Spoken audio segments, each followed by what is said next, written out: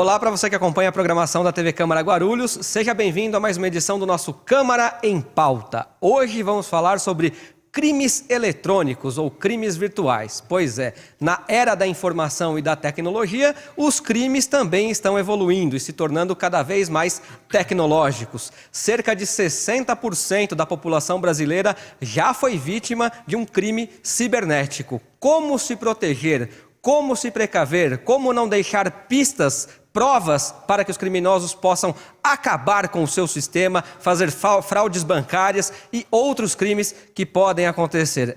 Como se proteger, é muito perigoso e isso a gente vai discutir no programa de hoje. E claro, se você sofrer algum tipo de crime, como é que você reúne provas? Como é que esse crime se torna material? Este é o assunto de hoje do nosso Câmara em Pauta, que recebe aqui Coriolano Aurélio Santos, presidente da Comissão de Direito Eletrônico da OAB São Paulo. Olá, Coriolano, obrigado por ter vindo ao Câmara em Pauta. Uma satisfação imensa estar aqui com vocês. Também com a gente para falar sobre esse assunto, Sidney de Paula, perito judicial de informática, especialista em segurança da informação. Olá, Sidney, obrigado por ter vindo ao Câmara em Pauta. Muito obrigado, eu agradeço o convite, é uma honra estar aqui com todos vocês. Muito bem, vamos fazer então um belo debate e levar para você a melhor informação possível. Aliás, lembre-se, participe com a gente, mande seu e-mail para câmaraempauta@câmaraguarulhos.sp.gov.br. Sugira os temas que você gostaria de ver retratados aqui, opine, elogie, critique, o programa é feito para você, morador da cidade de Guarulhos. Senhores, o que pode ser considerado um crime virtual ou um crime eletrônico, para a gente começar pelo conceito, né? O crime eletrônico é aquele que é praticado através do seu computador, através do uso da internet, através do uso da tecnologia, um celular, um emissor de cupom fiscal que foi violado, a nota fiscal eletrônica, o SPED fiscal. O crime eletrônico ele tem como pressuposto básico o uso da tecnologia, o uso dos meios eletrônicos para que o criminoso se utilize de uma ferramenta para atingir o seu objetivo, ou seja, cometer o ato ilícito. Seja esse meio tecnológico qual for, né? Não importa. Sem dúvida. Eu posso cometer um crime de um celular, por exemplo? Eu posso ameaçar uma pessoa com o uso do telefone, posso ameaçar uma pessoa com o uso do WhatsApp. Eu posso praticar uma fraude bancária, enviar uma mensagem para uma pessoa, fazer uma promessa indevida, ela liga para o número de telefone, ela faz um depósito bancário, a partir daí ela passou a ser vítima de um golpe, de um estelionato com o uso da tecnologia.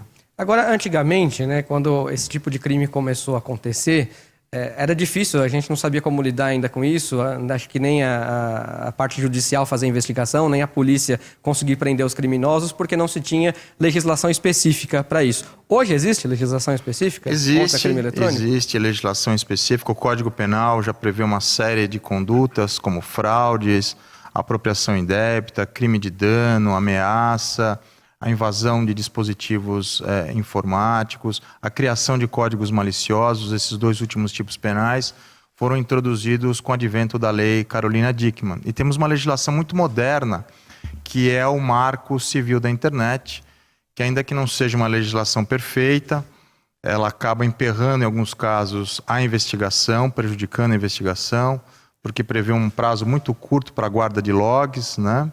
Que possibilita a identificação dos criminosos. O nosso querido perito Sidney de Paula vai falar muito sobre isso para nós. Todo crime deixa vestígio, né? E o crime eletrônico não é diferente. E não é a legislação que vai resolver os problemas da era da modernidade. A OAB São Paulo acredita muito na educação digital, que ela seja implementada nas escolas, que ela seja implementada nas faculdades como disciplina básica, educação moral e cívica nos meios digitais. Com o mouse, uma pessoa muitas vezes quer fazer justiça com as próprias mãos e ela destrói a honra de uma pessoa. Uma mentira contada na internet centenas de vezes, ela se torna verdade. Vimos isso, inclusive, divulgado nas redes sociais, quando acusam pessoas de coisas que não fizeram, e aí a gente vê linchamento de pessoas consideradas inocentes, entre outras atrocidades. É por aí, né, Sidney? Isso teve, inclusive, um crime recentemente de uma divulgação através de um site onde uma pessoa que estava vindo até da religião dela foi assassinada, cruelmente assassinada, né? Então, esse é um grande perigo de se postar alguma coisa nas redes sociais. Os crimes eletrônicos, As pessoas estão se aproveitando achando que, eu vou fazer um crime eletrônico, vou difamar, eu vou denegrir, eu vou prejudicar e vou ficar imune, vou ficar na boa. Não, isso não existe. Na realidade, não existe anonimato na rede. Qualquer coisa que você fizer, tanto no seu computador, no seu tablet, no seu celular, vai deixar vestígio sim. E não é tão difícil assim de recuperar essas informações e os dados pessoais da pessoa. A gente vai entrar nos tipos de crime agora. Eu queria que você falasse bastante da parte da perícia e, evidentemente, Coriolano aqui da parte da punição. E a lei que a gente citou aqui, que você citou, né, Coriolano? A lei Carolina Dickmann, 12.737 de 2012, mas que entrou em vigor em abril de 2013 e levou esse nome justamente porque a atriz, né, então na TV Globo, sofreu aí uma invasão do seu computador ou teve fotos suas íntimas que alguém possuía divulgadas na rede mundial de computadores. E aí tem que tentar coibir esse tipo de coisa e a lei veio para isso, né, Sidney? Esse o vestígio foi mais claro impossível, né? Esse daí, até porque a repercussão é uma pessoa famosa, inclusive, né? Isso favoreceu bastante. De um certo modo, não fazendo nenhuma apologia, mas foi até bom, porque olha só, né? Alguém prejudicou uma pessoa e essa pessoa não se calou. Porque nós não podemos, quem é prejudicado virtualmente, não pode se calar. Como a Carolina fez, ela não se calou. Ela não deixou para lá isso daí, como muita gente faz. Ela foi na imprensa, conseguiu chegar até as pessoas e criou essa bela lei, que está ajudando muitas pessoas. Depois eu até vou perguntar para você, mas mais para frente, para quem não é a Carolina Dickmann, né, e não tem o poder que ela tem de poder chegar na mídia, de poder pressionar até as autoridades, como é que faz para denunciar? Mas isso eu vou te perguntar depois. Okay. Queria ver aqui com o Coriolano, com você, quais são então os crimes virtuais mais comuns? Eu tenho alguns aqui. É claro que se a gente for falar de todos, a gente vai ficar até amanhã nesse programa, porque é muita coisa. Mas assim, alguns principais eu acho que dá pra gente aqui falar. Se uma pessoa se passar por outra, é considerado falsidade ideológica na rede social? Por exemplo? Depende. As empresas, as pessoas, elas criam um perfil falso, um personagem. Esse personagem, Corinthians Futebol Clube, é um perfil lícito. Eu criei um perfil do meu clube. Eu criei um personagem em quadrinhos, né? Um determinado personagem. Se eu não estou usando aquele perfil para denegrir a imagem de ninguém, para cometer um crime de calúnia, por exemplo, dizer que alguém cometeu um crime, mas sabendo que aquela pessoa não cometeu. Se eu não usar aquele perfil para difamar uma pessoa, essa é uma corrente. Existe uma outra corrente que entende que a própria criação de um perfil falso por si mesmo seria falsidade ideológica. Mesmo que essa pessoa não exista? Mesmo que... Não, se essa pessoa não existir e eu criar um personagem, a criação de um personagem não é crime. Por exemplo, é bom a gente deixar bem claro para quem está vendo o programa, né? Tentar trocar em miúdos ao máximo. Então, por exemplo, eu de repente quero fazer um perfil e não gostaria que as pessoas soubessem que sou eu. Mas também não vou criar o perfil com o nome de ninguém que exista, ou pegar fotos das pessoas que existam, ou usar dados de uma pessoa que exista. Eu crio lá um perfil, ou invento um personagem, como você citou, sei lá, faço uma caricatura, desenho, e o meu personagem vai ser esse, o meu perfil vai ser esse. Então a pessoa não existe. E isso não é considerado falsidade ideológica. Não é considerado falsidade ideológica, não é considerado crime e nem ilícito civil. A pessoa não pode responder por dano moral porque ela não está prejudicando uma pessoa.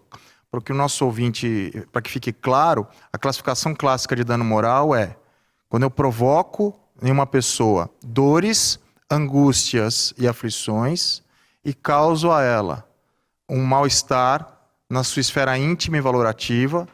E esse mal-estar e essa repercussão tem eco na sociedade, no tecido social e na consciência ética coletiva. Temos um caso emblemático que eu acho que vale a pena ilustrar, que ganhou corpo nas redes sociais nos últimos tempos. É um magistrado que um belo dia ele chegou no seu condomínio e ele disse: prezados senhores, eu exijo ser chamado de senhor, de doutor, porque afinal eu ocupo um cargo público importante. Foi à justiça, porque não encontrou nenhuma guarida junto aos seus pares no condomínio, aos demais cidadãos, que entenderam que o tratamento por você, olá, boa tarde, seria um tratamento já deveras respeitoso. O magistrado sentenciante disse: estão presentes os requisitos para concessão do dano moral. Realmente, Vossa Excelência está sofrendo dores, angústias e aflições que atingem a sua esfera íntima e valorativa, porém, não tem guarida no tecido social, na consciência ética coletiva. Fez um estudo da língua portuguesa demonstrando que o tratamento de você, olá, boa tarde, já é por si só um tratamento respeitoso. E que o título de doutor é reservado às pessoas que possuem doutorado, é um título acadêmico, reservado também à academia. Veja só que interessante. Então, voltando um pouquinho no assunto, ao criar o perfil, um personagem, eu não estou cometendo nenhum crime. Agora, se eu pego as fotos do perito, figura pública, uma pessoa conhecida, Sidney de Paula, e uso a imagem do Sidney para cometer um crime. Eu estou cometendo uma sucessão de crimes, Sucessão na verdade. de crimes. O mau uso da imagem. O roubo das fotos, né? Digamos assim. Já começou por aí, né? O uso indevido, Uso indevido. das fotos, da imagem, falsidade ideológica, estelionato, muitas vezes crime de dano. Posso estar cometendo uma calúnia, tudo isso se utilizando do perfil do Sidney de Paula. Eu me lembro de um outro caso E aí cabe também, dano moral, com certeza. Sem dúvida, sem dúvida. Só para ilustrar, nós somos responsáveis pela guarda dos nossos próprios registros. Eu me lembro de um professor que ele dava aula em Minas, e ele usava o antigo MSN para falar com seus alunos. Um belo dia ele foi invadido, ele perdeu a sua identidade. E ele criou um outro perfil, avisou alguns alunos, ele avisou parcialmente a sua lista de contatos, ele não avisou totalmente, porque ele não tinha backup de todos os seus contatos. O que aconteceu? Quando ele chegou para dar aula, uma aluna olhou para ele e falou assim: "Oi, professor, o senhor gostou?" "Eu gostei do quê?" "Ué, professor, eu fiz tudo o que o senhor mandou, tudo o que eu mandei." O cybercriminoso, ele descobriu que uma das alunas, em especial, tinha uma fé pelo professor. Se utilizou da identidade do professor para fazer com que ela se expusesse indevidamente em cenas à frente das câmeras. Capturou essas cenas ao vivo e colocou na internet. O professor foi processado por danos morais, perdeu porque o magistrado sentenciante entendeu que ele deveria ter avisado imediatamente toda a sua lista de que ele não era mais ele naquele momento. Então ele se tornou responsável pela reparação civil, não criminal, porque ele não teve nenhuma intenção de provocar, cometer nenhum crime contra a sua aluna, mas ele não foi diligente quanto ao uso da sua imagem. Quer dizer, até nisso tem-se que ter cuidado, e muito cuidado, por exemplo. Inclusive, só um complemento, isso está acontecendo também com frequência com perfil de Facebook na internet. Muito. Sabe, a minha recomendação, em algumas palestras que eu... Que é o tal do clone do perfil, né? Ele ou clona o perfil, ou alguém usa uma senha muito fraca e alguns crackers roubam essas senhas, ou então, às vezes, é até fornecida pelo próprio usuário. Tem essa. Agora eles estão falando assim, olha, me manda um e-mail, atualização do Facebook. Isso não existe, atualização do Facebook. Teve um caso recente que eu vi, no qual a pessoa teve o seu Facebook invadido, outra pessoa se fazia passar por ela, e a minha recomendação foi, olha, você comunicou ao Facebook que você teve a sua conta invadida para eles tomarem alguma providência? Porque eles tomam uma providência. Claro. Ah, eu não fiz isso. Resumo da história. Um monte de amigos dele conversaram com esse cracker, troca de imagens, inclusive de vídeos. Essa pessoa hoje, que tem esse perfil, ela está na mira da justiça, para você ter uma ideia. Por quê? Como o Coriolano falou, você é responsável pela guarda da sua senha, dos seus dados. Você é responsável. Perdeu? É como você perde um talão de cheque, um cartão de crédito. Você perdeu, você não faz um boletim de ocorrência para se resguardar disso daí?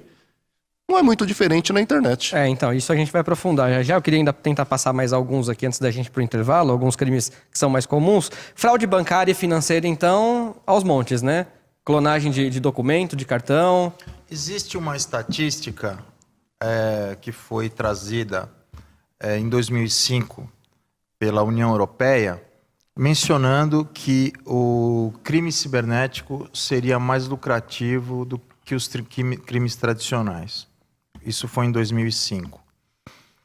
O professor doutor Paulo Quintiliano, que é atualmente brasileiro, professor da UNB, ele está trabalhando como diretor da Interpol. Ele tem um estudo de pós-doutorado que ele diz que entre 2015 e 2025, todos os grandes crimes contra o sistema financeiro serão através de meios tecnológicos. E saiu um dado recente da Polícia Federal que informa que o crime no espaço cibernético, o crime eletrônico, ele é mais lucrativo do que o narcotráfico e ele é mais lucrativo do que o roubo de cargas no Brasil. Isso nos leva a refletir que as quadrilhas tradicionais, os grupos tradicionais, eles estão migrando as suas atividades e montando departamentos para cometerem crimes cibernéticos. Basta nos perguntarmos, né? O que é mais vantajoso nesse momento? Você ir até a agência bancária, explodir um caixa bancário, né? Ou você se utilizar agora de um novo vírus que você coloca um chip, um vírus dentro do caixa, aguarda. A máquina te dá todo o dinheiro a partir do vírus que você coloca. Ou seja, é uma evolução. Eu vou te mandar uma mensagem, prezado senhor, o senhor está sendo processado, por favor, clique aqui. Muita gente clicou. No momento que você clica, você importa para a sua máquina um arquivo malicioso, e esse arquivo malicioso ele passa a tomar conta da sua vida. Ele tem fotos das suas senhas. E a pessoa que manda isso comete crime também, né? E a pessoa que manda isso, e a pessoa que criou isso. Os criadores de ferramentas passam a ser penalizados também, ferramentas maliciosas, passam a ser penalizados pela lei Carolina Dickmann, pela alteração que ocorreu no Código Penal brasileiro. Mas o que precisa ficar claro é que esse phishing, essa pescaria, ela sofreu também uma evolução. Você acaba recebendo uma mensagem de algo que você procura. Prezado senhor, RG, CPF, endereço, uma carta, como se fosse uma carta registrada, com o seu endereço, com o seu CPF, com o seu RG. O senhor ganhou uma bolsa de estudos.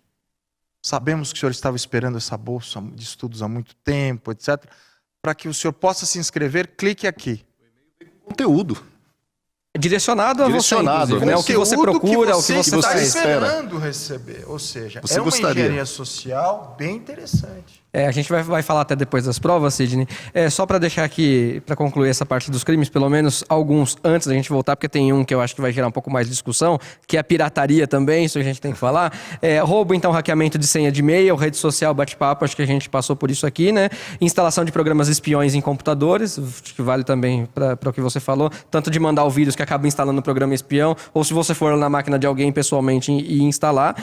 E tem muitos... Bom, isso daqui eu vou deixar para depois do intervalo, porque são os hack-ativistas também, que invade com interesse político. Acho que isso é bastante importante. Então, depois do intervalo, a gente vai continuar o bate-papo, tentar ainda tipificar mais alguns crimes e aí falar sobre como se precaver e como não deixar vestígios, principalmente, para que essas pessoas possam nos prejudicar. A gente faz mais uma pequena pausa aqui no Câmara em Pauta. A gente volta já, então.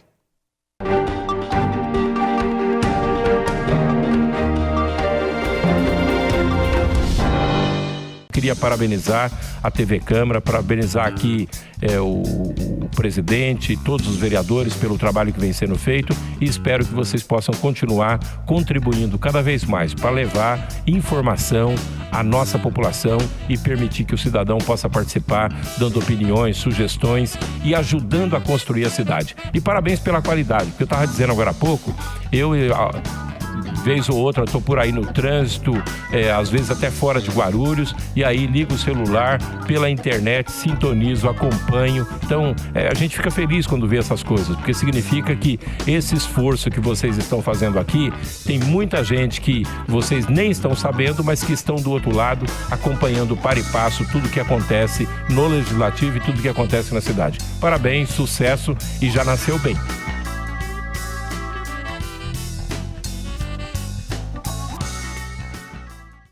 Exerça a sua cidadania e acompanhe as sessões ordinárias da Câmara de Guarulhos. Fique por dentro do cenário político da cidade e das mudanças na legislação municipal e veja as propostas e as posições de cada representante eleito pelo povo. Todas as terças e quintas, a partir das 15 para as 2 da tarde, começa a cobertura das sessões em que você acompanha entrevistas, debates e votações do Poder Legislativo aqui na TV Câmara Guarulhos, o canal da cidadania. O ESIC, Portal da Transparência, abre as contas da Câmara para toda a sociedade. Nele, você encontra as informações sobre o orçamento da Câmara, a receita e as despesas detalhadas. Após um rápido cadastro, você tem acesso a todas as informações. E algumas delas você não precisa se cadastrar para acessar. São as informações de interesse coletivo. Mais uma iniciativa da Câmara de Guarulhos para modernizar o Legislativo Municipal. Para saber mais, acesse o site da Câmara, www.camaraguarulhos.sp.gov.br. Clique no link Portal da Transparência e veja o vídeo de orientação.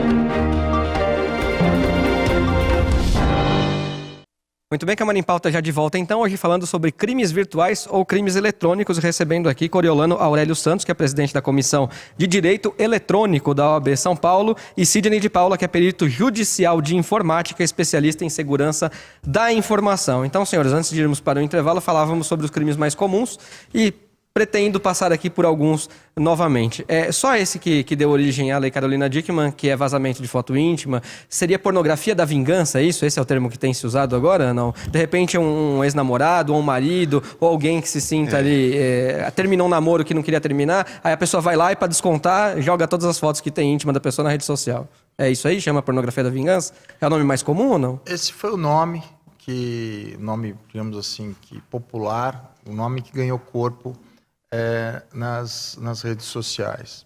Na verdade, se trata de invasão de dispositivo informático mediante a violação de dispositivo de segurança. Então, aí nós já encontramos a primeira falha na lei.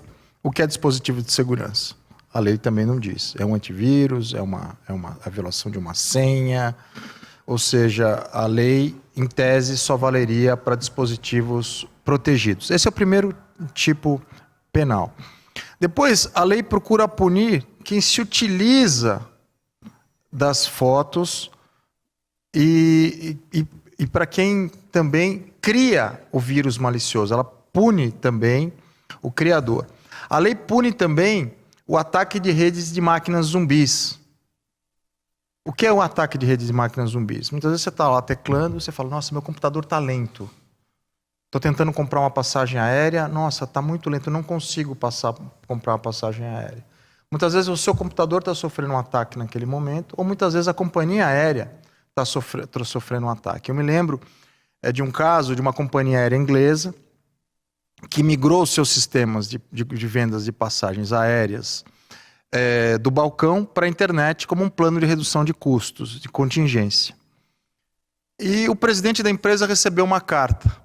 Prezado senhor presidente, parabéns, agora o senhor é bem dependente da internet. Nós somos aqui uns crackers do leste europeu, com ramificações no Brasil, e nós queremos propor para o senhor um serviço de proteção, porque o senhor vai ser invadido. Os seus sistemas de venda de passagem aérea não vai funcionar mais. Nós soubemos que o senhor vai sofrer um ataque de 350 mil máquinas. Como funciona? Eles disparam vírus na internet, esses vírus vão tomando conta de máquinas. A hora que eles formam um exército de 350 mil máquinas, eles apertam um botão, dão um comando para esse vírus, para essa botnet, e essa botnet do seu computador passa a comprar passagem aérea. Vai entrando no site.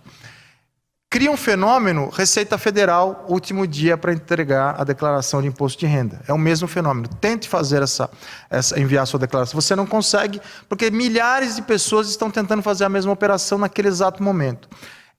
Esse ataque de rede de máquinas zumbis, ele simula essa situação. É o mesmo que se você tentar passar num corredor estreito, 100 pessoas por minuto, você não consegue. Você não consegue trafegar com informação. Não tem defesa. Eles pediram uma quantia em dinheiro, a Interpol foi acionada, a Polícia Federal Brasileira não teve saída. Tiveram que fazer o pagamento, porque o prejuízo era milionário. Né? Esse é um outro crime, é extorsão, né? Extorsão virtual. Extorsão, chantagem, ameaça. E também a lei Carolina Dickmann no que tange a indisponibilizar serviço de utilidade pública. Que entra aqui. Ô Sidney, como é que a gente se previne desses crimes mais comuns, do roubo de senha de e-mail, do roubo de foto de rede social, e as empresas, como é que elas podem se prevenir desses crimes que são muito piores, né? Contra as empresas, um monte de ataque de uma vez. Olha, eu penso assim, o usuário ele tem que tomar muito cuidado, porque a rede ela está disponível mundialmente. Então você tem que tomar uma série de cuidados. Eu vejo muito... A responsabilidade maior é nossa. É né? nossa, Muitas vezes a gente fornece informação. Né? Exatamente. Nós colocamos no Facebook, por exemplo, que é o mais comum, toda a nossa vida. Colocamos tudo lá. E o que está mais comum é o quê? Os fake. O usuário tende ainda a adicionar como seus amigos virtuais perfil que não tem foto nenhuma. Ou então, a pessoa coloca um animal, uma flor. Teve alguns casos que até tentaram me adicionar. Eu e o Coriolano temos bastante fake no nosso... Nós temos muito fake no nosso Facebook. Mas são fakes até que amigos, Até que amigos. Tem uns fake até que amigos, né? Aí eles olham lá o nosso perfil... Vocês adicionavam para investigar, né? Eles olham o nosso perfil, vê lá, né? Crimes eletrônicos, né? Então eles são até que amiguinhos... Nossa, né? Mas as pessoas tendem a adicionar, e já me adicionaram, eu perguntei para a pessoa assim que estava tentando me adicionar, você não tem foto no seu perfil? Ah, eu até tenho foto, mas eu não tenho foto no meu computador. Veja bem, século XXI. Selfie é fantástica, né? Hoje quem não tem um celular que não tire foto, não está existindo no mercado. Então é impossível a pessoa falar que não tem uma foto para colocar no perfil. Quer dizer, se não quer colocar no perfil, porque ele quer fazer alguma coisa errada. E essa coisa errada qual que é? A pessoa adiciona, nós temos fotos pessoais, nós temos fotos da nossa família, do nosso filho, inclusive fotos até de praias. O que essas pessoas fazem? Eles copiam para vender, para trocar, colocar em sites de pornografia, pedofilia, inclusive. Então a prevenção qual que é? Não aceitar esse tipo de coisa. Não é para aceitar. Se a pessoa não tem perfil, não tem amigos em comuns, não aceite. Esse é o melhor método de prevenção. É o melhor, não aceite, tome cuidado. É claro que mesmo tendo amigos, você fala assim, mas ele tem 10 amigos em comuns. Pode ser que ele adicionou também os seus amigos. Então, antes de você clicar em aceitar, pergunte para o seu amigo, você já conversou com fulano? Não tem foto. Isso é uma característica de prevenção. Porque fatalmente você vai ser vítima. É uma coisa que as pessoas normalmente não fazem. Não fazem, elas clicam direto aceitar. Coriolano? Posso pegar um gancho na fala do professor Sidney, muito interessante?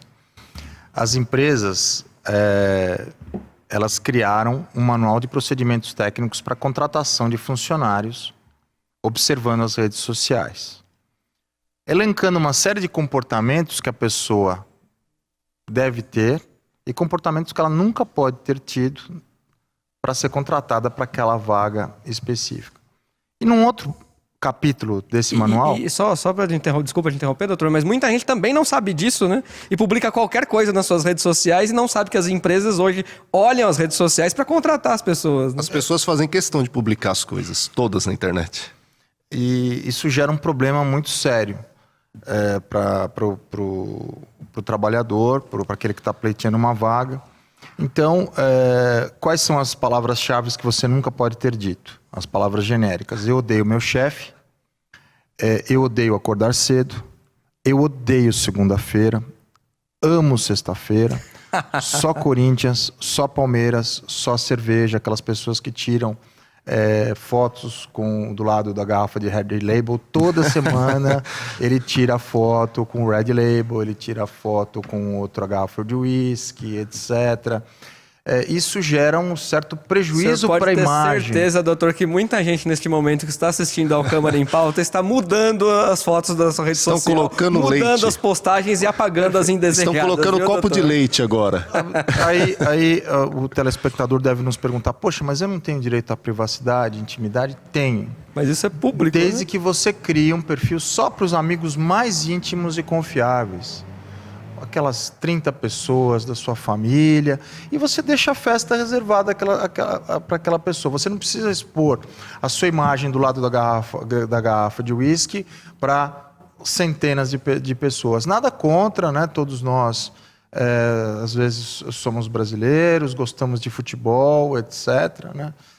Me lembro também daquele caso que ficou conhecido como Chupa Bambi, né? Um caso clássico, né, da literatura do direito eletrônico. Um diretor de uma empresa, ele patrocinou a semifinal do jogo São Paulo e Corinthians, e ele era corintiano roxo, né? Muito aguerrido ao seu time, um amor à camisa, algo que só o sentimento corintiano explica realmente. E, na verdade, a empresa dele patrocinou o São Paulo. Ele estava na sua casa fazendo um churrasco, 1-0, Corinthians. E ele publicou no seu Twitter para 60 mil seguidores, professor Sidney de Paula. Olha só. Chupa Bambis. Né? Nesse momento, ele causou um desprestígio à empresa, à sua própria empresa. Ele foi demitido por justa causa. No direito moderno, nós temos a resolução alternativa de conflitos como novo limiar para a resolução dos conflitos da era do direito eletrônico, da era das redes sociais. E ele mesmo resolveu o seu problema. Nós temos agora um tratado de uma palavra fantástica na nossa sociedade que chama-se o perdão. Ele foi à mesma rede social, ao Twitter, e disse: torcida São Paulina, me perdoem, eu agi mal.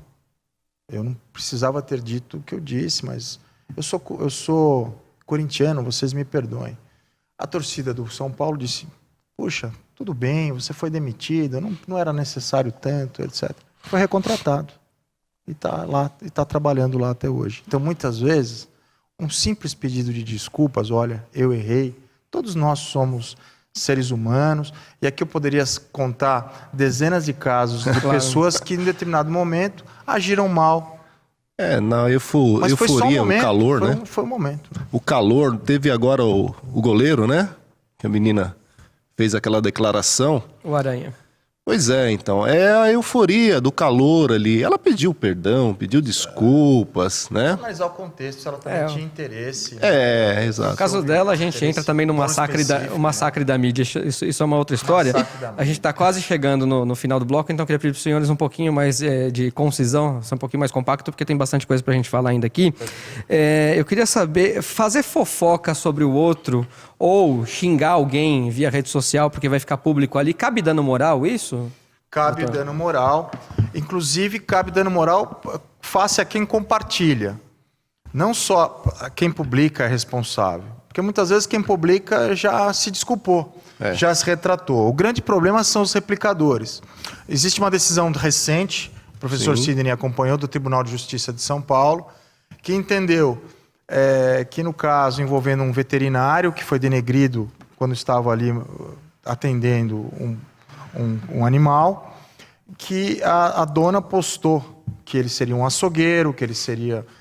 Passou a fazer fofoca da vida profissional do veterinário. Ela foi condenada por dano moral e também quem replicou a mensagem. Ou seja, os replicadores estão na mira da justiça. Quem curte uma notícia que denigra a sua empresa, as curtidas também geram demissão por justa causa. Por que você está curtindo um post que fala mal da sua empresa? Você concorda com aquilo? Você está concordando com aquilo. Se você está curtindo, se você está compartilhando, você está mostrando para as outras pessoas a sua ideia. Então é isso que você pensa. É assim que Como tem gente que usa mal a rede social, né? Usa muito mal a rede social. Usam, sim. É muito complicado. Antes ainda do intervalo, li também que existem hoje crimes cometidos contra hotéis, restaurantes, que hoje tem o sistema tecnológico, virtual, né? De fazer ali o hóspede, o check-in, o check-out, o que o hóspede consumiu, o que o hóspede gastou, ou no restaurante até mesmo cardápio, a conta ali já é via celular, né? Que todo mundo manda. Há a possibilidade do hacker entrar nesse sistema e também tirar ali um pedido que ele fez para não pagar também. Existe isso, não existe, Sidney? Existe sim. Porque, veja bem, geralmente isso daí está no Wi-Fi do restaurante, né?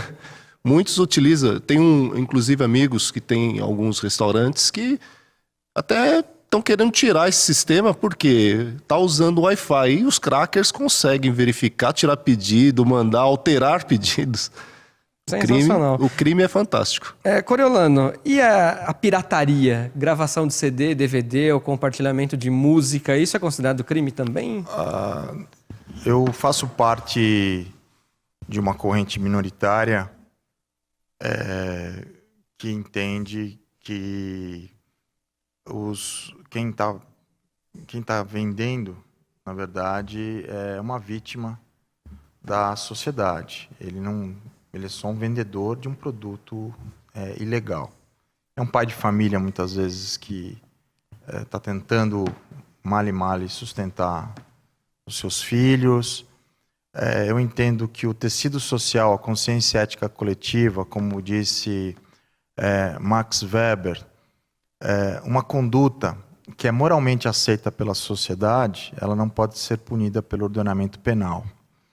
E esse foi o entendimento de muitos juristas e um entendimento de muitos juízes do estado de Minas Gerais ao aplicar o princípio da adequação social para absolver algumas pessoas que não tinham ligação com o crime organizado e que só estavam vendendo material pirateado. Mas, por exemplo, que eu não venda. Suponha que eu invente um site, crie um site e armazene vídeos, músicas, e aí as pessoas podem pegar e gravar, né? Baixar e gravar depois um DVD. Isso também é pirataria? Porque o dono do Mega Upload lá, que tinha um monte de filmes que obviamente não pertencem a ele pelos direitos da Universal, da Disney, enfim, ele teve lá um prejuízo gigantesco e foi processado e tudo mais. Sem dúvida. Só para concluir, estou falando do cidadão que muitas vezes ele é penalizado. O Supremo Tribunal Federal sumulou proibindo a utilização do princípio da adequação social para absolver pessoas que estejam envolvidas nos crimes de uso indevido da imagem, violação de direitos autorais, crimes contra a indústria cinematográfica, audiográfica.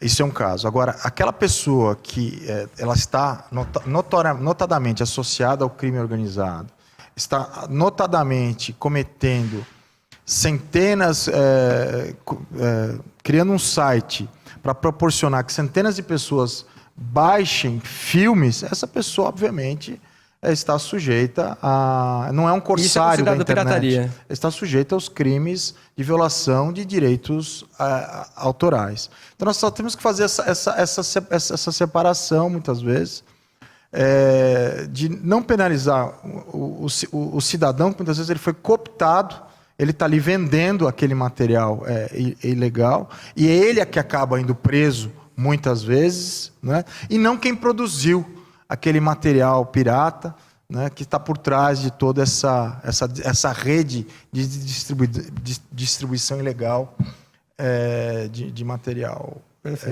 pirateado. Perfeito. Sidney, agora suponha então que eu sofri um crime, né? Eu vou precisar denunciar, até da parte da denúncia acho que o Coriolano pode falar, mas você que é perito, você analisa o quê? Se eu precisar da sua ajuda, olha, entraram no meu computador, roubaram a minha senha de e-mail, eu procuro o provedor, você como perito analisa o quê, avalia o quê? Bom, a princípio é assim, se você sofreu algum crime, sua senha foi roubada, como que ela foi roubada? Você clicou em algum e-mail, algum arquivo, algum anexo? Deve ter alguma coisa no seu computador. Se isso aconteceu, ao contratar um perito de informática, a primeira coisa que ele vai falar para você, olha, para de mexer no computador. Você vai parar de mexer no computador, nós vamos fazer um processo chamado clone forense, que é uma cópia idêntica do seu computador, do seu HD do seu computador. A partir dali nós vamos analisar arquivos por arquivos, atrás desses espiões que chamamos de cavalo de Troia, tá? Um cavalo de Troia ele consegue tanto abrir portas, que nos computadores existem portas de acesso, ele pode deixar até todas as portas abertas, para que um cracker ou algum criminoso virtual tenha acesso ao seu computador e roube todas as suas informações. Então nós falamos assim, olha, para de usar. Nisso tudo, nós fazemos uma perícia, analisando os arquivos e identificando essas pessoas. Existem também alguns softwares que ele nos fornece o IP de quem entrou no seu computador, quem teve acesso àquela porta, porque tudo é através do IP. Através desse IP, nós chegamos até esse criminoso. Então, a primeira coisa a fazer é, de imediato, parar de usar o computador. Parar de usar. Seu computador começou a ficar lento, zumbi, o seu computador, o mouse começou a mexer sozinho, tem alguma coisa estranha ali. Ah, mas eu não instalei nada, não coloco o pendrive. Mas você recebe e-mail? Ah, você recebe. Você clicou em alguma coisa? Então, percebeu isso daí, para imediatamente, contrate um profissional para fazer essa verificação. E aí nós conseguimos encontrar. E aí, Coriolano, se alguém acha que foi lesado de alguma maneira, ou sofreu uma fraude bancária, ou clonaram um documento, ou invadiram o computador, roubaram a senha, como é que essa pessoa faz a denúncia? Ela procura uma delegacia comum, ela tem que procurar uma delegacia especializada? Como é que ela reúne as provas e faz o crime virtual se tornar material? Primeiro passo, se o crime está na internet, a calúnia, injúria ou difamação, crime contra a honra, uma página falsa, uma página falsa de banco, você pode fazer uma ata notarial. Você liga para o tabelião, existem serviços 24 horas, e você denuncia aquela página. E você pede para que seja feito um auto de constatação. Então o tabelião ele vai fazer uma ata pública, com o dia e horário do acesso, vai fazer um print da tela e vai congelar aquelas imagens e trazê-las com uma certificação de... Tem que guardar tudo isso, o print da tela, de repente o e-mail que tem vírus, tem que guardar. Exatamente, exatamente. Se você receber uma ameaça, você tem que guardar o e-mail original. Você tem que fazer dentro da sua empresa, se você sofreu uma ameaça, você não tem tempo de fazer uma ata notarial, você pode fazer um auto de constatação pública assinado por 2 testemunhas, 2 funcionários, fazem uma materialização daqueles fatos, narram aqueles fatos, constatam através de um documento, imprimem as telas. E a ameaça vale para companheiro de trabalho, para chefe, enfim, qualquer tipo de ameaça que você receba. Exatamente. Muitas Também. vezes você percebe que o crime ele é um crime permanente, ou seja, cópia de um projeto. Né? Tivemos um caso no qual nós assistimos um julgamento em Washington, no qual um professor ele alegava que uma companhia tinha roubado os seus projetos, e que ele era uma pessoa muito famosa e que ele já tinha no seu site os projetos armazenados e divulgados ao público desde 2006. Aí a empresa, em sua defesa, disse: mas nós não temos o seu site em 2006 vendendo esse mesmo projeto que nós estamos vendendo, né? O perito, Peter Wolf, ele abriu o Web Archive, que é um histórico da internet, na frente do magistrado. Olha aqui, em 2006, o histórico da sua página diz que o senhor ministrava curso de mecânico para mulheres. Com a somatória das circunstâncias, a face do requerente, uma face mentirosa, cabisbaixa, aquela informação do Web Archive, a inquirição do advogado, fraca, do advogado requerente. Todos esses elementos levou à absolvição da empresa, porque não se conseguiu materializar. A empresa conseguiu provar que em 2006 ele não se utilizava dos projetos que ele diz terem sido apropriados pelaquela empresa. Né? Mas então a forma melhor de reunir provas é isso: guarda e-mail, dá print em tela, e aí procura o cartório, faz essa ata, mas eu procuro a polícia também, eu faço algum boletim de ocorrência ou não? Ou se utilizar do Web Archive, faça um boletim de ocorrência, procure um advogado, procure um perito, procure uma assistência especializada, porque conforme caso a caso são necessários procedimentos específicos para guarda de logs, notificação de provedor de acesso, notificação de provedor de conteúdo. Agora, Sidney, acho que até você pode responder isso, já que é perito, né, também, então sabe tanto quanto aqui o doutor. Por exemplo, trabalho numa empresa. A empresa ela tem um servidor de internet que é para todos, né? Então, de repente, você se reporta ali a uma intranet ou a um proxy para poder acessar um site de lá. E dessa empresa, eu acesso um site ou que tem conteúdo pornográfico, e isso vai ficar registrado na empresa, eu posso ser mandado embora por justa causa? Pois é, isso está acontecendo muito. Isso é uma prova, né? Exatamente. Existem muitas empresas, isso até está congestionando um pouco o Tribunal do Trabalho, porque usuários, principalmente de grandes empresas, tá? Vamos falar de bancos, vamos falar de multinacionais, no qual usuários, ele usa um e-mail corporativo, ele usa o equipamento da empresa, ou seja, é tudo da empresa. Ele só pode usar ferramentas apropriadas da empresa. O que está acontecendo? Esses usuários, eles estão entrando em sites de pornografia. E quando você entra em qualquer site, não necessariamente de pornografia, mas qualquer um, todas aquelas imagens vão para dentro do seu computador. Ela fica dentro do seu computador. E sabemos hoje em dia que as grandes companhias têm gerência de TI, que fazem o quê? Auditoria nos computadores dos usuários. Tá? Toda empresa também, elas têm a norma de procedimento de utilização de recursos tecnológicos, que os funcionários assinam. E nessa, eles assinam que eles não vão entrar em sites não autorizados, no qual, nessa auditoria, tendo essas imagens, é reportado ao gerente e isso pode dar justa causa. Muitos processos que eu ando fazendo no Tribunal do Trabalho são exatamente baseados nisso daí. Ou seja, o usuário entra em sites de pornografias, vídeos, deixam na sua máquina. E não pode, porque é uma máquina corporativa. Está tendo justa causa, sim. Ok, a gente vai fazer uma pequena pausa então, vai voltar para continuar esse bate-papo e aí falar das punições, né, que esses criminosos podem ter, se conseguirem localizá-los, né, porque muitos conseguem não ser achados. A gente faz uma pequena pausa, daqui a pouco a gente volta com esse bate-papo muito interessante aqui. Até já.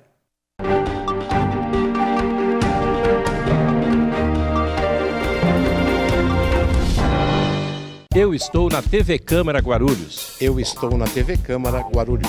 Eu também estou na TV Câmara Guarulhos. Eu estou na TV Câmara Guarulhos. Eu estou na TV Câmara Guarulhos. Eu estou na TV Câmara Guarulhos. TV Câmara Guarulhos, o canal da cidadania.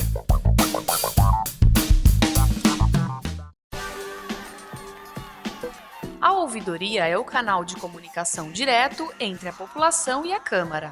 Envie sugestões, reclamações e mesmo denúncias à Câmara, que dará solução ou encaminhamento a todas elas. Você pode entrar em contato com a ouvidoria por telefone e por e-mail, tendo a garantia de sigilo. A ouvidoria funciona na sala 114 do 3º andar da Câmara Municipal, das 8 às 17 horas. O telefone é 2408-3433. Você também pode participar pelo site www.camaraguarulhos.sp.gov.br ou pelo e-mail ouvidoria@camaraguarulhos.sp.gov.br.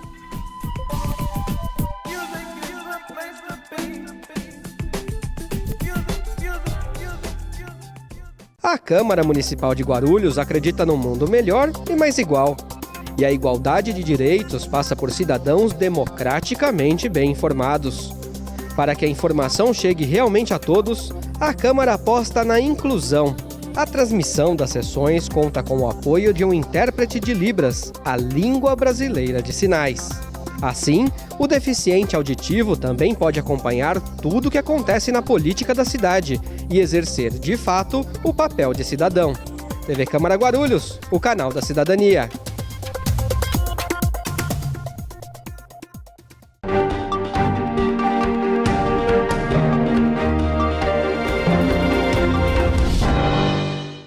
Câmara em Pauta de volta, hoje falando sobre crimes virtuais, recebendo aqui no estúdio Coriolano Aurélio Santos, que é presidente da Comissão de Direito Eletrônico da OAB São Paulo, e Sidney de Paula, que é perito judicial de informática, especialista em segurança da informação. No bloco anterior falávamos então sobre a parte corporativa, né, de empresa e funcionários que precisam às vezes usar a mesma internet. Se eu uso o IP de uma empresa, senhores, e cometo um crime, a empresa pode ser responsabilizada também? Sim, ela pode ser pelo mau uso da sua rede, por não... Não importa que seja funcionário que tenha feito isso. Não, veja. A empresa, ela é responsável pelo todo o aparato tecnológico que a cerca. Se algum funcionário está fazendo mau uso da internet para lesar terceiros e não está fiscalizando, coibindo, educando as práticas dos seus funcionários, ela pode ser punida civilmente e criminalmente. Para você que é complicado, né? Então todo mundo tem um pouco de responsabilidade nessa história, né? A empresa ela é responsável por isso, né? Mesmo que eu trabalho numa empresa, então eu tenho todo o recurso tecnológico a meu dispor. Eu utilizo disso para criar perfil falso, propagar informações nas redes sociais falsas, difamação, calúnia. Tudo bem, posso até criar. Ao criar isso daí, a pessoa prejudicada, ela pode muito bem fazer um processo, criar um processo, vai-se um perito analisar isso daí, quando encontrarmos esse IP, vai direcionar para a empresa. E a empresa ela tem que tomar todos os cuidados e, na realidade, fazer uma auditoria do que os seus funcionários estão vendo. Se ela não faz isso, ela foi omissa.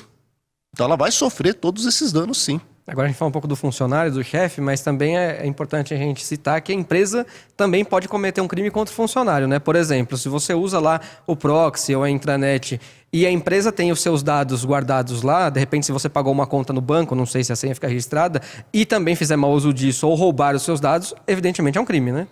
Sem dúvida, e a privacidade e intimidade do funcionário deve ser resguardada. Eu me lembro de um caso que a moça da área de compras, casada, estava namorando com o gerente da área de vendas, também casado.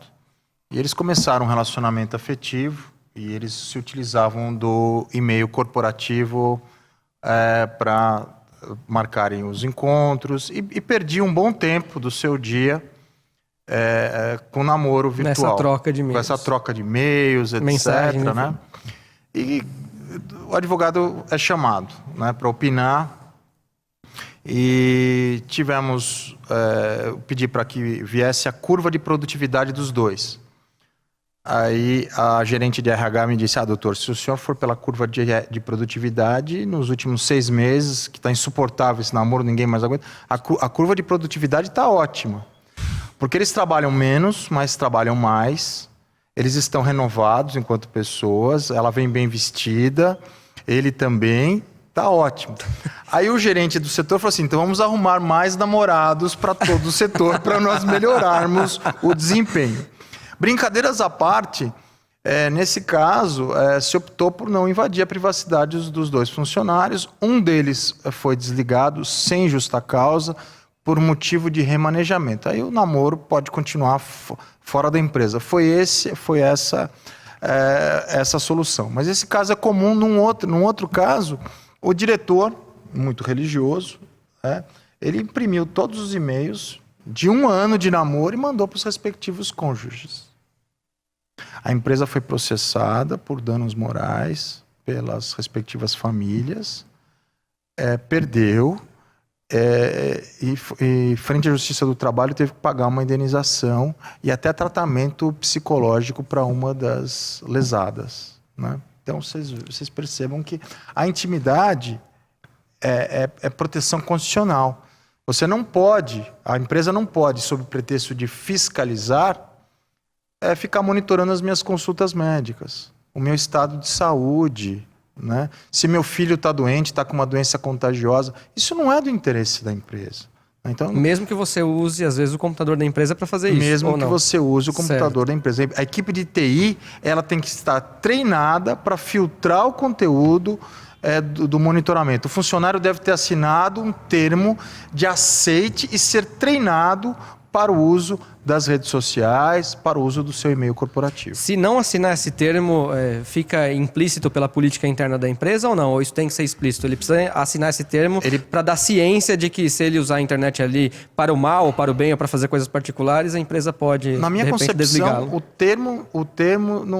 termo sem treinamento não representa nada. É como se você dá a ferramenta e não ensinar a pessoa a lidar com a ferramenta. A empresa tem que comprovar que o funcionário assinou a circular, assinou um manual de procedimentos técnicos quanto à política de e-mail, ao código de ética da empresa, e ela foi treinada, ela passou por uma capacitação técnica. E se houve alteração do manual de procedimentos técnicos do uso das redes sociais e da política de e-mail, ela tem que passar novamente por uma reciclagem. Não adianta você dar um papel para o seu funcionário e achar que ele sabe tudo, que ele vai seguir tudo direitinho do jeito que você quer. Sem treinamento, não há circular. Circular não é válida juridicamente, no meu ponto de vista, sem o respectivo treinamento. Só aproveitando um gancho, muito bem colocado pelo Dr. Coriolano, a questão do treinamento é fundamental, inclusive para os profissionais de TI. Porque, veja bem, embora assinando, digamos que o funcionário assine todos os termos, legalzinho, bonitinho, né? Mas o pessoal de TI, eles têm que ter aquela discernimento de, quando relatar o histórico, o inventário dos acessos do funcionário, saber que aquilo é uma consulta que ele fez a um médico, então ele acessou um site externo. Então, o pessoal de TI, quando faz a sua auditoria, eles têm que ter essa ciência. Agora, tem que ver o que é uma coisa séria do funcionário que ele precise mesmo, o que é uma coisa que ele está cometendo um delito. Ou seja, acessando sites inapropriados. O que está acontecendo é o quê? O pessoal de TI dá o relatório e o RH vai lá e dispensa por justa causa. Mas isso não pode. A empresa pode ser processada. O funcionário entra e fala assim, tudo bem, eu acessei coisas fora. Sim, mas eu acessei médico da minha filha, acessei o estado de saúde do meu filho. Por que eu fui demitido por isso daí? Aonde foi que eu prejudiquei a empresa? Então isso também está sendo discutido e eu já fiz perícia nesse segmento. E os resultados foram quais? Foram favoráveis ao... Favorável ao funcionário. O juiz entendeu que a empresa deve sim fiscalizar, mas tem que ter o treinamento e saber discernir as coisas. O que é prejudicial para a empresa, o que não é. Que coisas particulares nós podemos trocar sim. Por exemplo, essa daí. Eu falar sobre o meu filho, a doença do meu filho, o comportamento do meu filho, o médico do meu filho. Isso não trouxe prejuízo à empresa. Perfeito. Para a gente encerrar essa parte de crimes e falar das punições e aí concluir o Câmara em Pauta de hoje, o senhor citou os namoros, né, doutor? A traição virtual, até que ponto é considerada crime ou ela só é um crime de adultério quando ela se materializa? Existem duas correntes e vai muito da interpretação dos cônjuges. Existem pessoas que convencionam nos seus respectivos casamentos que o parceiro ele pode ter um namoro virtual ou até vários namoros virtuais sem que isso comprometa a boa relação do casal. Aspectos da modernidade, era da sociedade da informação. Então ela casada tem um outro perfil que ela se utiliza só para o namoro virtual. E o marido sabe. O grande problema é quando os cônjuges não estão informados dessas relações virtuais, né? Desse namoro virtual. Isso um dos cônjuges pode... Mas aí essa informação precisa estar registrada ou pode ser só verbal? Porque aí, se eu negar depois, né? Você pode fazer um contrato de namoro. Né? Um contrato de namoro, você pode fazer um pacto Muitos gostaram. Muitos gostaram. Né? Tem um caso de duplas sertanejas, isso é comum. Os filhos das duplas sertanejas começam a namorar. Né? Aí nós temos que fazer um contrato de namoro para que eles não apareçam em público no Facebook. Porque os rodeios, as casas de show entendem que eles estão combinando preço entre eles. Eles concorriam pelo espetáculo.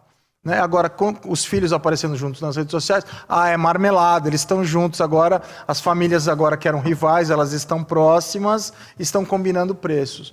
Né? Acontece também com empresários que são rivais em determinado setor, celulose, papel, metais, alumínio. As famílias começam os filhos começam a namorar porque frequentam a mesma escola, muitas vezes. As ações caem. Os jornalistas descobrem que os filhos estão namorando, isso vai para o jornal, as ações despencam. Não é bom para os negócios, muitas vezes, você revelar. Então, a solução é um contrato de namoro.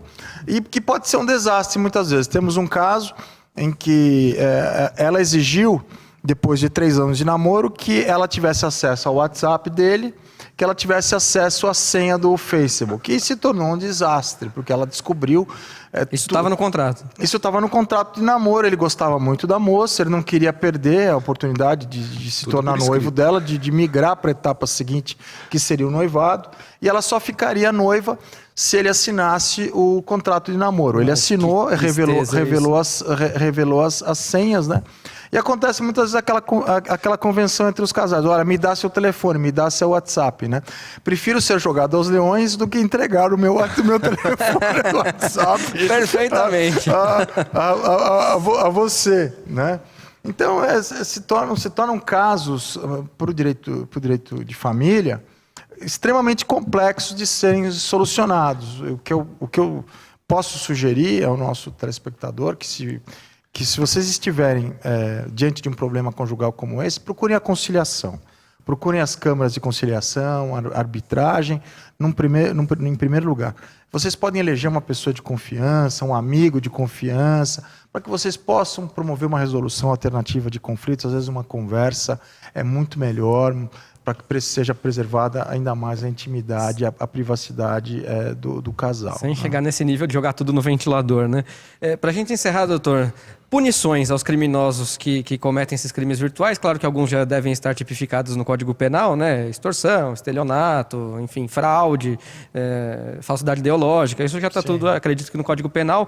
Tem algum que a Lei Carolina Dickmann prevê específico, punições a essas pessoas? Sem dúvida. A Lei Carolina Dickmann prevê penas de detenção de 2 meses a 4 anos, em alguns casos de invasão, de 2 meses a 2 anos de detenção. São condutas que têm que ser reiteradas para que a pessoa realmente ela responda com a perda da liberdade. Existem 2 correntes no direito penal. Alguns doutrinadores entendem que são penas muito brandas e que são condutas muito graves, muitas vezes, né? Por exemplo, tem um julgado nos Estados Unidos, recente, da Suprema Corte, que o ministro disse, olha, é muito mais grave invadir o meu celular do que a minha casa. Porque no meu celular estão todos os meus segredos mais íntimos. E a minha casa, muitas vezes, a pessoa vai roubar meu dinheiro, vai roubar minhas joias, e eu não me importo com isso porque está no seguro. Muitas vezes, né? Então, para aqueles que defendem que se você capturar uma foto, você capturar uma informação sigilosa, a pessoa deveria responder com uma pena exemplar, nós temos as penas pecuniárias, as penas de responsabilidade civil. A pessoa muitas vezes vai ter que responder, vai ter que reparar a outra com tratamentos médicos, tratamentos psicológicos. É bom que se frise que a legislação brasileira, no que tange a vingança pornô, o Marco Civil da Internet trouxe uma grande evolução para nós.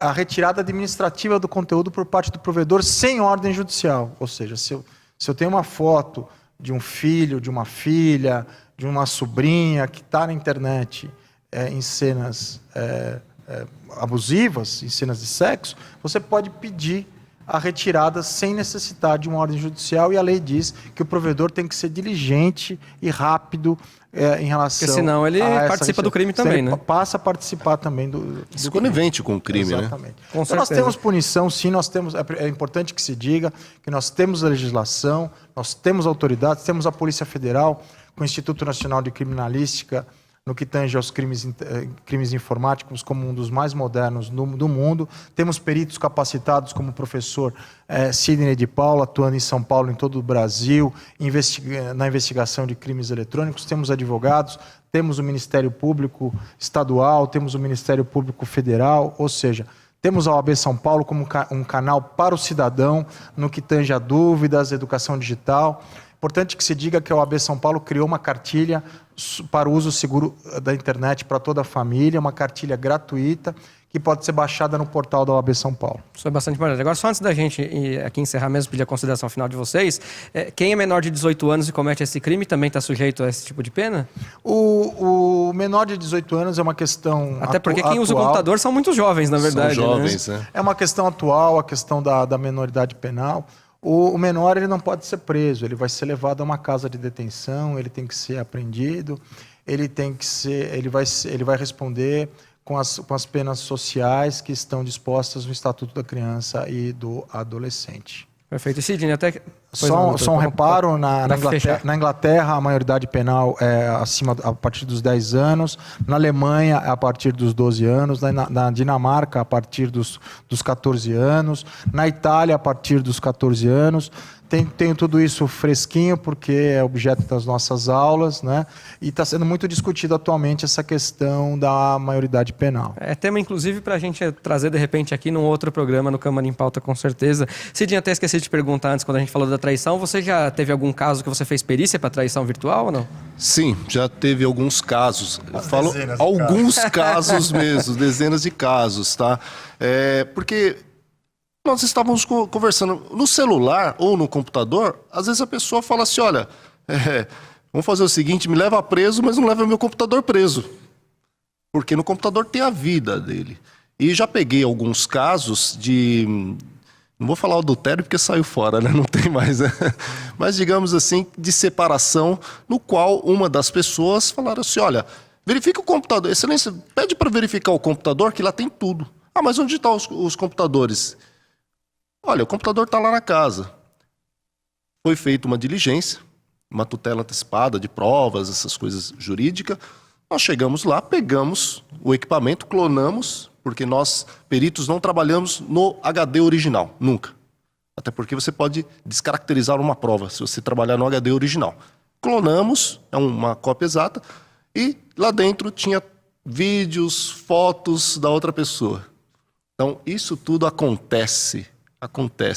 Então, é comum nós pegarmos caso desse tipo assim. Eu imagino quanta coisa o senhor deve ter visto, doutor. Já vi algumas coisas, inclusive coisas até pesadas, envolvendo até pedofilia, que é uma coisa muito chata. Aí é ruim mesmo. Bom, para pedir a consideração final de vocês, só dar algumas informações finais aqui. Lembrar que também é possível denunciar esse tipo de crime ao Ministério Público, né? Que tem aqui através da internet, no site, a instituição disponibiliza o Digidenúncia. Então também dá para denunciar por ali. Para você ter uma ideia, com os crimes virtuais cometidos aqui, são mais de 16 bilhões de reais em prejuízo por ano, só aqui no Brasil. E segundo a Serasa, de janeiro a maio do ano passado foram registradas, pasme, 837.641 tentativas de fraude. É muita coisa. Coriolano, muito obrigado por ter vindo ao Câmara em Pauta de hoje. Fique à vontade para as considerações finais. Eu peço às crianças, aos pais, que olhem, baixem a cartilha sobre o uso seguro da internet da OAB São Paulo. Eu queria cumprimentar o nosso presidente, Dr. Marcos da Costa, pela iniciativa e pelo apoio na criação da cartilha. Pedir que os jovens passassem menos tempo na internet, que praticassem esporte, que frequentem uma igreja.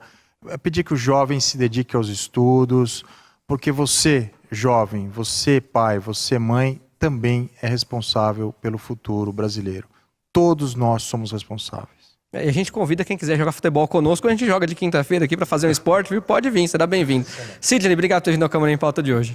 Muito obrigado, eu agradeço estar aqui e, havendo uma próxima oportunidade, estaremos aqui novamente. É muito importante lembrar que criminosos não existem apenas usando revólveres nas ruas. Os criminosos hoje em dia estão dentro de casa, na frente do computador.